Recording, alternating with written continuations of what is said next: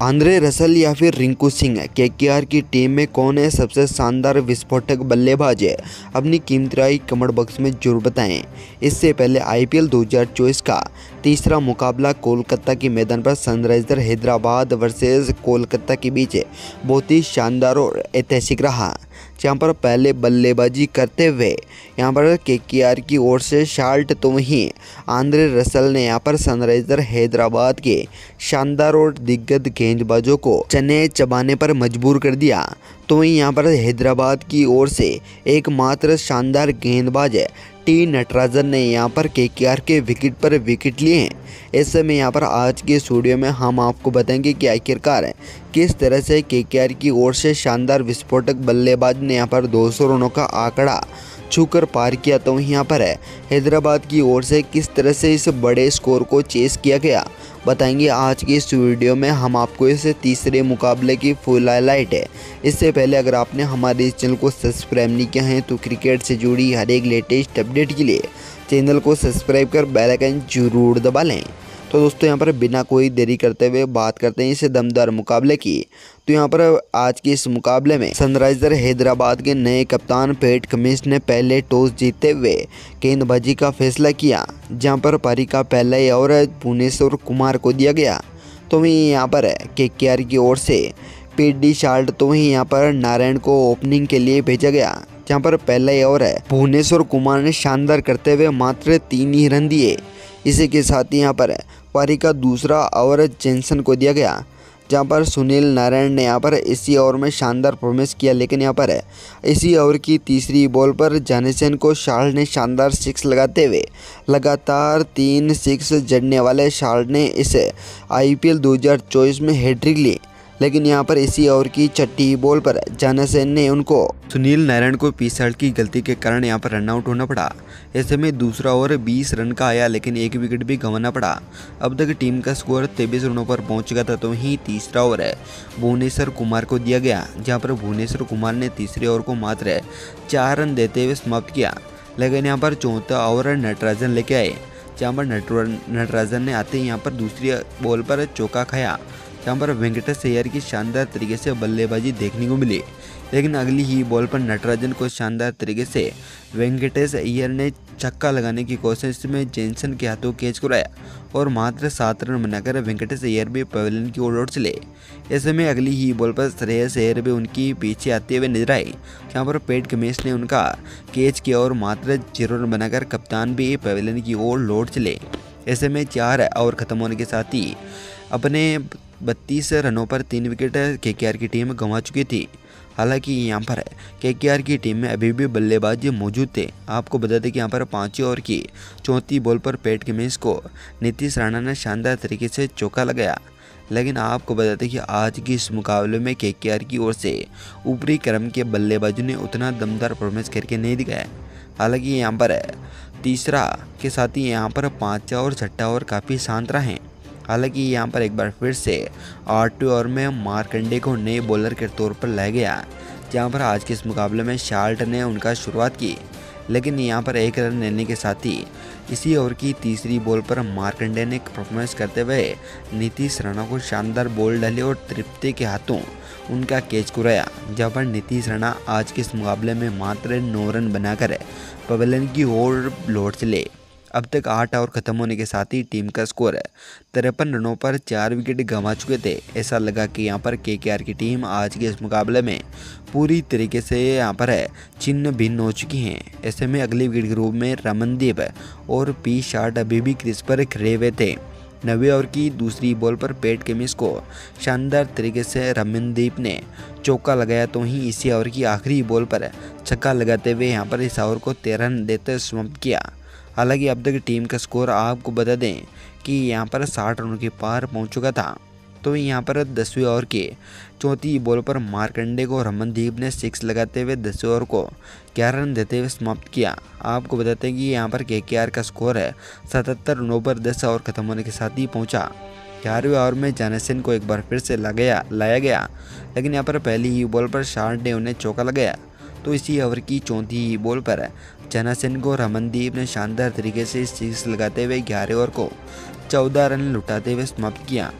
12 over की पहली ही ball पर शहबाज को गेंद थामी गई, लेकिन यहाँ पर 9 बॉल पर 6 खाने के साथ ही पहली बॉल पर 7 रन लुटाए। तो इसी ओवर की छठी बॉल पर चौका खाने के बाद 12 ओवर में केकेआर की टीम को 14 रन मिले, लेकिन यहाँ पर 13 ओवर पर फिर से कप्तान पैट कमिंस लेकर आए, जहाँ पर पहली ही बॉल पर रमनदीप को मार्कंडे ने शानदार कैच करते हुए पवेलियन भेजा और आज के इस मुकाबले में रमनदीप 35 रनों पर आउट हुए। तो वहीं यहाँ पर अगले विकेट ग्रुप में खेलने आए रिंकू सिंह ने पहली ही बॉल पर चौका लगा दिया पैट कमिंस को।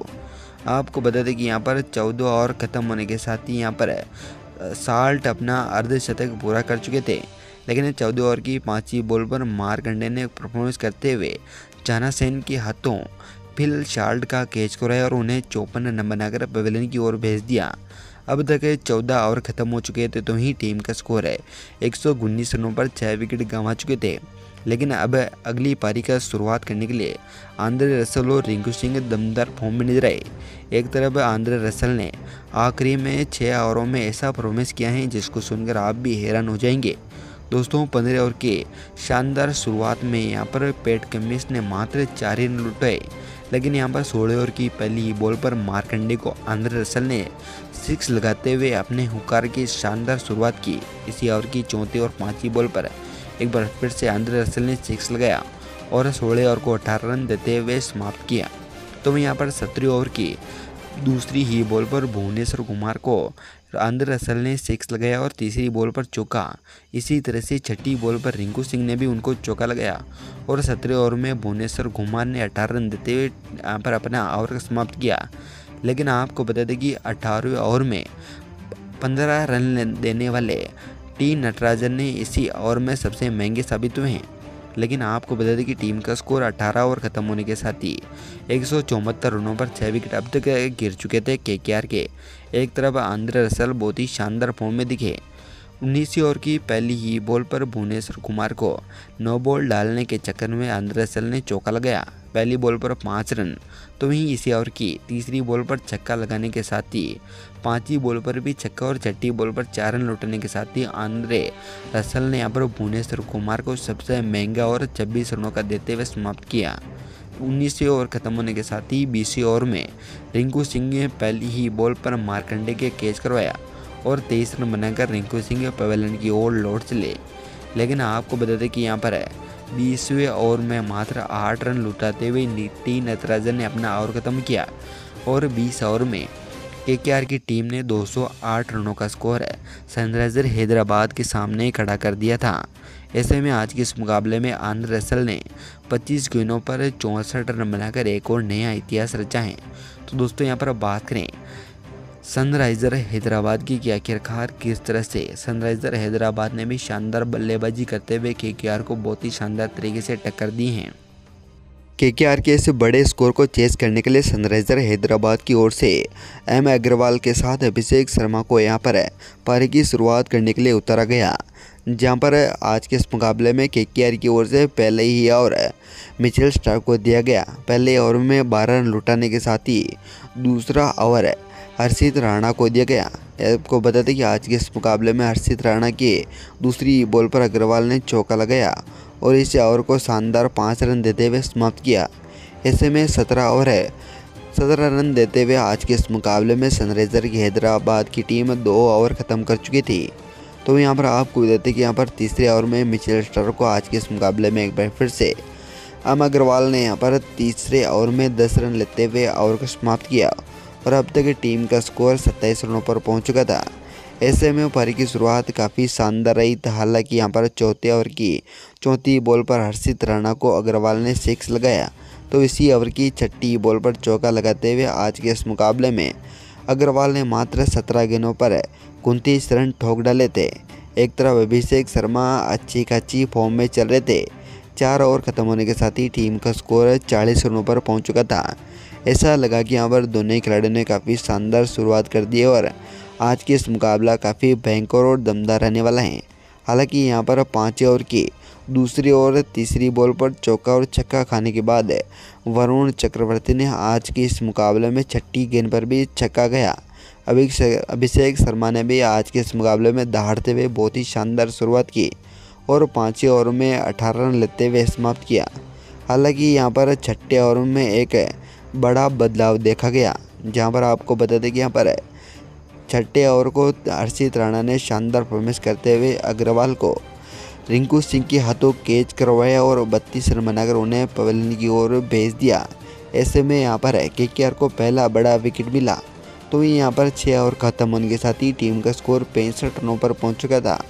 तो यहाँ पर सनराइजर हैदराबाद की ओर से आर त्रिपाठी यहाँ पर अभी भी क्रीज पर टिके हुए थे। तो वहीं अभिषेक शर्मा एक तरफ विस्फोटक पारी खेल रहे थे, लेकिन आपको बता दें कि यहाँ पर 8 ओवर की दूसरी बॉल पर अभिषेक शर्मा को भी रसल की शानदार बॉल पर वरुण चक्रवर्ती के हाथों कैच करवाया और उन्हें भी 32 रन बनाकर पवेलियन भेज दिया।